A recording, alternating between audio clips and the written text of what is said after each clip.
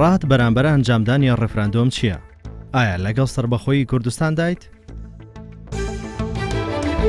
من وەکو خۆم دەنگەیم بە بەڵێ بۆ ڕێفراندۆم بۆ ئەوەی وەکو هەموو تاکیکی ئەم جیهانە وڵاتی خۆم هەبێت پەسپۆرتی خۆم هەبێت بە بەڵێ دەنگەیم.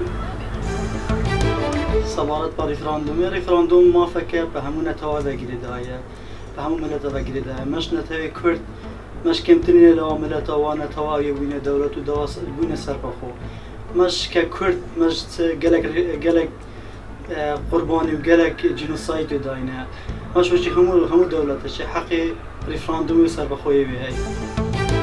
من هونەرمەند هەڤاڵ قەرەچووغیم سەبارەت بە ڕێفراندۆم بەڵێ سەربەخۆییمان دەوێ بەڵێ دەبایە ئێمە ڕێفراندۆم زووتر بکرابایە بەشک و نەجاتمان دەبوو لە حکوومەتی ناوەندی عێراق ئەمە هیچ شتێکمان کەمتر نییە لە گەلانی تر هیوادارم لە ڕۆژی 25 ژینۆ هەر هەموو هونەرمەندان بەجلی کوردی و بە هەڵپەرچێ لە پێش بنکەکانی دەنگدان ئامادە بن بۆ ئەوەی ڕای خۆیان دەرببڕن بۆ سەربەخۆیی کوردستان.